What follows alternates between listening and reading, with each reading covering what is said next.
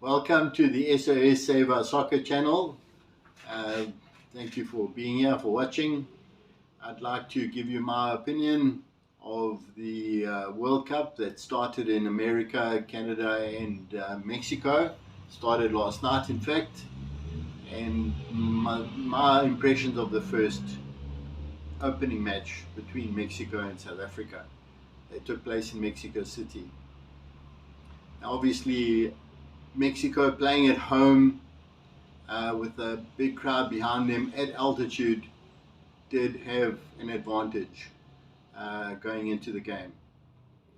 And South Africa were definitely up against it because of these factors and others. However, before I carry on, I'd just like to say well done to South Africa for qualifying for the World Cup. That in itself is an achievement. But obviously it's a totally different level of football compared to continental football, where South Africa did pretty well in their qualifying. However, coming to the game, I was a bit surprised when I saw that the coach, Hugo Bruce, he, who, as I said, did a good job getting the team qualified for the World Cup, which is a great thing. However, starting with a 5-3-2 formation for me was perhaps on the risky side, because it left him light in the midfield. And Mexico did control the opening exchanges and created some chances.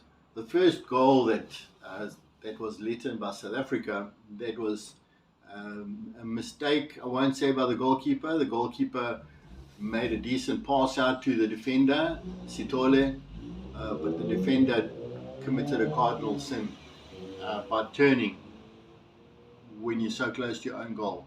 When you receive the ball, whether it's your left foot or right foot, whether it's your stronger foot or weaker foot, you should not turn on the ball. You've got to expect players to be closing you down. He did that. He turned, or tried to turn, and the Mexico players took the ball off him, and they scored that opening goal. Thereafter, I must say, Rowan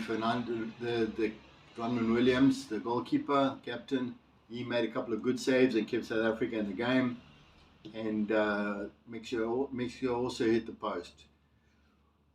But whenever South Africa had the ball, they looked okay, playing out from the back, sideways, backwards, sideways. They didn't look too bad. But the minute they got into the final third, they had no idea. A lot of passes were misplaced, a lot of aimless long balls. And in fact, Mexico didn't even have to bother about a defense really, because all they had to do was just clear the ball every time it was played up long and carry on playing themselves. And so the game turned at 1-1 at halftime with 1-0 to Mexico. Mexico were obviously enjoying a vastly superior possession, and so they basically controlled the match. Coming to the second half, and the worst possible start in the second half, with the goalkeeper passing it straight, South African goalkeeper passing it straight to a Mexican striker in his big box. How South Africa got away with that is beyond me, but they did. They survived that scare, and then not long after that, there was a red card incident where the Mexican player, Brian Gutierrez, if I'm not mistaken, he was clean through on goal near the big box area, and he very, very cleverly cut across the running path of the South African defender, and the defender had no choice, basically. He didn't have a choice, but the striker ran across him, felt the minimal contact, dangled his leg, and the referee basically had no option but to give a red card, because he was clean through on goal. So that ended up in a free kick, which came to nothing.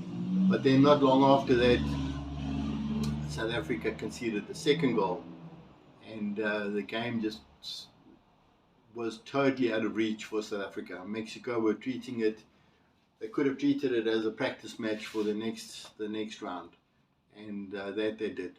South Africa are going to struggle to even get third place in this group. So, and added to that, you know, when it comes to the qualification criteria, one of the key factors is the disciplinary record. And South Africa got 2 red cards and 2 yellows. So that means the way it works is the yellow card is a -1, the 2 yellows and a red is -3, and then the red cards, straight red, gives you a -5 points, disciplinary points. So obviously, the more minuses you have, the worse it is. South Africa collected a whole bunch there, 12 if I'm not mistaken. And that, if it comes to a tie with points and all the other factors, that's going to count very heavily against them. So I don't fancy South Africa going through. The only thing they can really hope for is to play for some pride and play to get something out of the remaining 2 games. I struggle to see how they're going to get even a point out of it. But this is football. Anything can happen. And from a South African point of view, let's hope it does. However, I have to say in closing that the South African football in general is way behind the rest of the world. These are the best players that are representing South Africa, that are part of the league-winning team of Orlando Pirates and the Africa Cup Winners' Cup, Africa Champions Cup winners, some Mamelodi Sundowns. The majority of the squad is made up of those 2 clubs, and they fell far short of what they should be at this level. There are many factors, but those are factors that we can deal with going forward. But Mexico, I think they will struggle past maybe the round of 32 or 16.